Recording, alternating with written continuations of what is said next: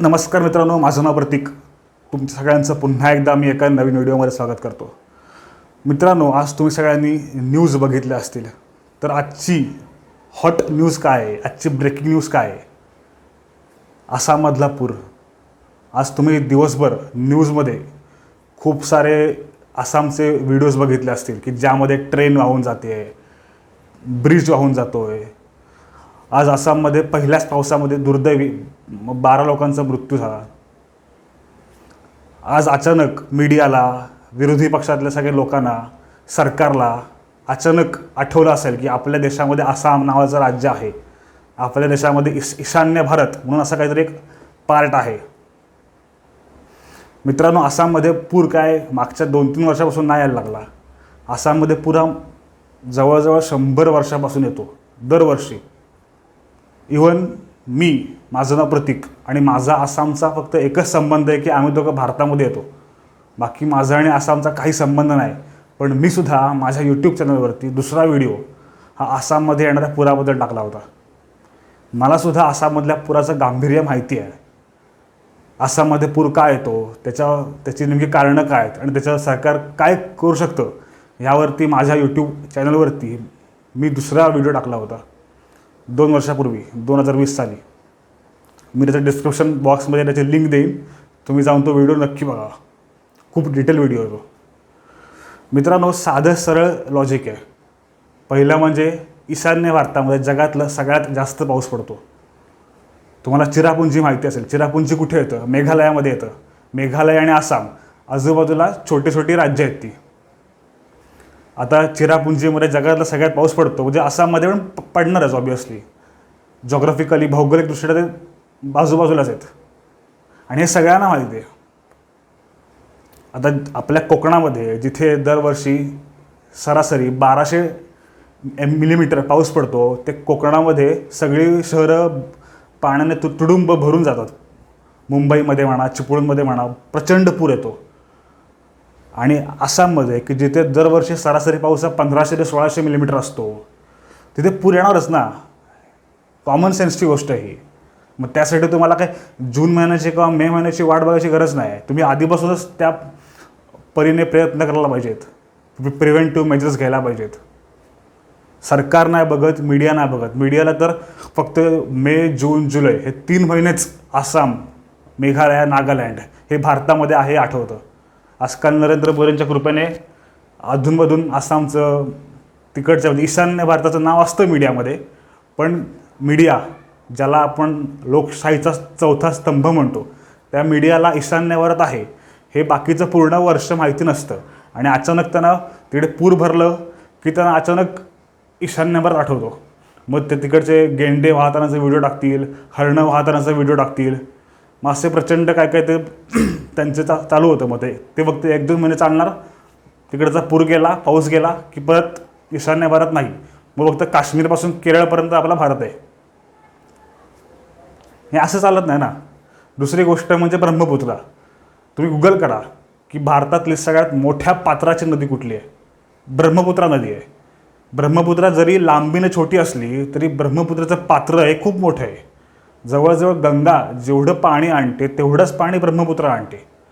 आणि जेवढा गाळ गंगा आणते तेवढाच गाळ ब्रह्मपुत्रासुद्धा हिमालयातून आणते. पण गंगेची लांबी खूप मोठी आहे. गंगा ही गंगोत्रीपासून वेस्ट बेंगॉल, पश्चिम बंगालपर्यंत आहे. खूप लांब आहे. पण ब्रह्मपुत्रा ही हिमालयात चालू होते आणि लगेच आसाममधून बांगलादेशमध्ये जाऊन ते लगेच बे ऑफ बंगालला, बंगालच्या उपसागराला जाऊन लगेच मिळते. खूप छोटी नदी आहे ती. पण पाणी ती तेवढंच आणते जेवढं गंगा आणते. आणि गाळ पण तेवढाच आणते. मग जिथे खूप मोठी नदी आहे तिथे पाणी हे भरणारच ना. तर त्यासाठी तुम्हाला काय पावसाळ्याची वाट बघायला पाहिजे का? दुसरी गोष्ट, तिथलं जॉग्राफिकल, भौगोलिक तिथली रचना. आता हे मी मागच्या व्हिडिओमध्ये पण एक्सप्लेन केलेलं की आसाम हे मध्ये येतं, आसामच्या वरती येतो हिमालय, आसामच्या खाली येतो बांगलादेश. बांगलादेश हे पूर्णपणे पठारावरती बनलेलं आहे. मग आता ब्रह्मपुत्रा जो गाळ आणणार, जे पाणी आणणार, ते साचणार कुठे, तुंबणार कुठे? आसाममध्ये. कारण आसामच्या वरती हिमालय, आसामच्या खाली बंगालचं पठार. मग वास्तव काय, आसाम सगळं पाणी, सगळा गाळ सगळं आसाममध्ये तुडुंब भरतं आणि मग तिथे प्रचंड प्रमाणात पूर येतो आणि मग तिथे दरवर्षी शेकडो लोक मरतात, शेकडो प्राणी वाहून जातात, खूप सारं सरकारी पब्लिक मॉन्युमेंट्स, पब्लिक प्लेसेसचं नुकसान होतं. आणि दरवर्षी सरकार असेल, मीडिया असेल आणि जे विरोधी पक्षातले सो कॉल्ड नेते आहेत, समाजसुधारक आहेत, त्या सगळ्या लोकांना आसाम हे फक्त वर्षाचे 3 महिने आठवतं. पाऊस गेला की ह्या लोकांना आसाम आहे की नाही हे सुद्धा माहीत नसतं. आसाम म्हणजे पूर्ण ईशान्य भारत.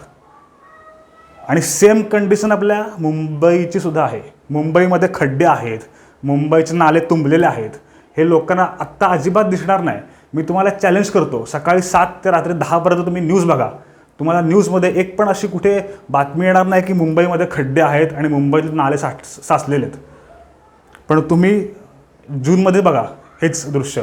सकाळपासून रात्रीपर्यंत सो कॉल्ड मीडियावाले आणि समाजसेवक आणि सगळे विरोधी पक्षातले सगळे लोक सरकारवर तुटून पडतील की सरकारने वर्षभर खड्डे भरले नाहीत, नाले साफ नाही केले, त्यामुळे मुंबईत पाणी साचलं. अरे तुम्ही वर्षभर झोपलेले असता, तुम्ही सरकारकडून काय अपेक्षा करता की सरकार काम करेल म्हणून?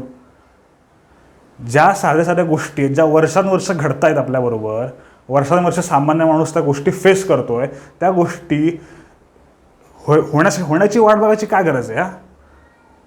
तहान लागले की विहीर खोदायची काय गरज आहे? मीडिया तेच करतं, विरोधी पक्षातले लोक तेच करतात, जे स्वतःला समाजसेवक समाजसुधारक म्हणतात तेच करतात. मग सरकार पण तेच करणार ना. सरकारकडून तुम्ही वेगळी अपेक्षा काय करताय?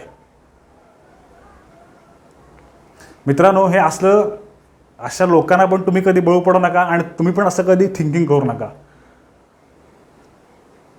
तुमच्याकडे पॉवर असेल, तुमच्याकडे टाईम असेल, तर तुम्ही ह्या सगळ्या गोष्टींना आधीपासूनच तुम्ही प्राधान्य द्यायला चालू करा. कारण दरवर्षी पाऊस येणार, आसाममध्ये पूर भरणार, मुंबईतले खड्ड्यांमध्ये पाणी साचणार, नाल्यांमध्ये पाणी साचणार, दरवर्षी पूर येणार. हे दरवर्षी चालणार आहे. दरवर्षी विरोधी पक्षातले लोक आपली त्याच्यावर राजकीय चपाती भाजणार, मीडियावाले सरकारला 4 शिव्या खाणार. झालं. पावसाळा गेला की लोकांना काय खड्डे आठवत नाही ना अजून काय आठवत. हे दरवर्षी असं चालत राहत आहे. तुम्हाला विचार करायचा आहे आणि की कुठल्या लोकांच्या विचारांना बळी पडायचं आहे आणि तुम्ही पण याच्या विरोधात आवाज उठवायला पाहिजे. तर आजच्या व्हिडिओमध्ये मी एवढंच तुम्हाला सांगू इच्छितो. व्हिडिओ आवडला, माहिती आवडली तर काय व्हिडिओला लाईक करा आणि अशाच माहितीसाठी आपल्या चॅनलला सबस्क्राईब करा. धन्यवाद.